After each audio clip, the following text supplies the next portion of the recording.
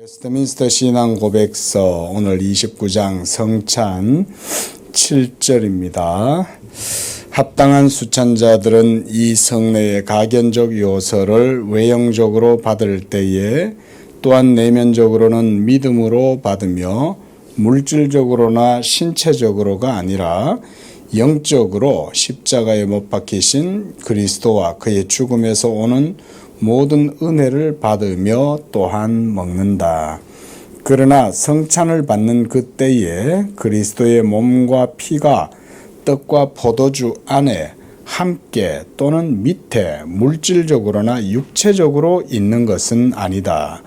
그렇지만 그 가견적 요소들을 그 의식에 참여하는 신자들이 그들의 외적 감각에 의해 알아보는 것처럼 실제적인 동시에 영적으로 그들은 그들의 믿음을 통하여 그리스도의 몸과 피를 깨닫게 되는 것이다.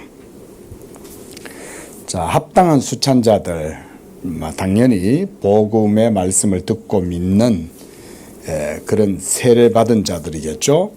그리고 가견적 요소, 가견적이란 말은 우리가 알다시피 눈에 보이는 그런 외형적인 떡과 잔을 얘기하잖아요.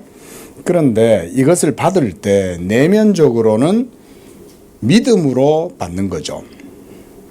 또 그것이 물질적으로나 신체적으로가 아닌 십자가에 못 박히신 그리스도의 또 그 죽음에서 오는 은혜를 받으면서 먹는 것, 이것이 성찬이죠. 그러니까 그 떡과 잔을 먹고 마실 때에 우리는 뭘 생각해야 되겠습니까? 그리스도의 십자가의 죽으심, 그리고 그의 살과 피가 우리의 생명이 된다는 걸 믿는 거죠. 그래서 이걸 먹음으로써 그 은혜를 받는 거예요. 그런데 그 밑에는 이제 루터교의 공제설이라고 이렇게 옆에다가 이제 붙여놨죠. 루터의 공제설은 뭐냐면 이런 거예요. 성찬을 받을 때 로마 교회처럼 그 사제의 그런 어떤 공로를 통해서 성사를 베풀 때에 이게 그 떡과 잔이 그리스도의 몸으로 화하는 건 아니지만, 그건 이제 화채설이죠. 그건 아니지만 성찬을 받을 때 그리스도의 몸과 피가 떡과 포도주 안에 함께 있다, 이렇게 보는 거예요. 또 그 밑에도 있고 또 물질적으로나 육체적으로 있는 것은 아니다.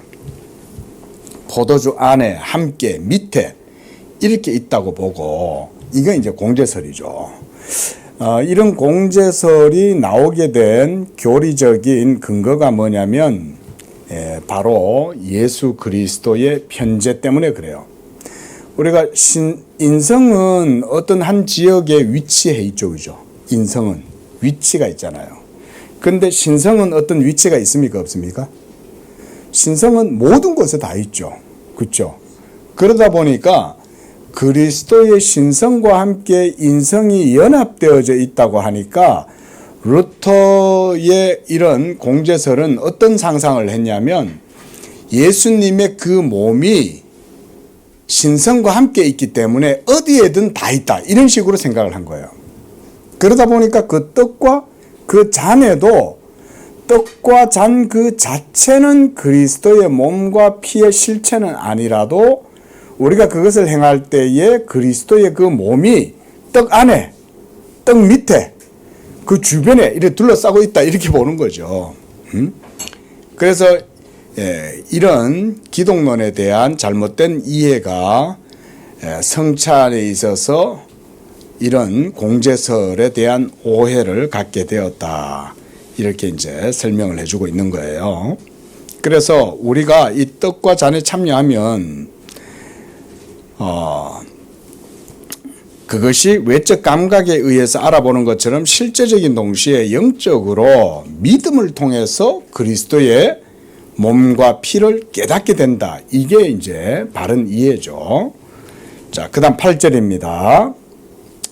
비록 무지하고 사악한 사람이 이 성례의 외적 요소를 받는다고 할지라도 그들은 그 요소가 의미하는 바의 것을 받는 것은 아니다.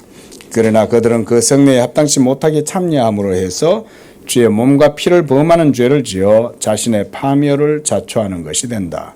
그러므로 무지하고 불경건한 사람들은 모두 그리스도와 교통을 갖기에는 부적합함으로 주의 상에 참여할 자격이 없으며 그들은 무지하고 불경건한 상태에 있는데도 이 거룩한 성찬 예식에 참여하는 것이 허락되는 때에는 그리스도에 대하여 큰 죄를 짓게 되는 것이다. 성찬 그 자체가 주님이 제정하신 것이고 또 그것이 성도들에게 경건의 비밀을 알려주는 귀한 예식인데 그것에 합당치 못하게 참여하거나 받는 것은 주님의 그 몸과 피에 대한 죄를 짓는 것이다. 이렇게 설명을 하고 있습니다.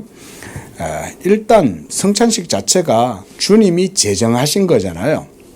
그러니까 거기엔 분명한 영적이고 신성한 권위가 있는 거죠. 근데 그것을 무시하고 아무렇게나 불경건하고 무지하게 그것을 받아먹는다든가 그것을 행하게 되면 그 자체가 죄가 된다. 이런 의미로 설명을 합니다.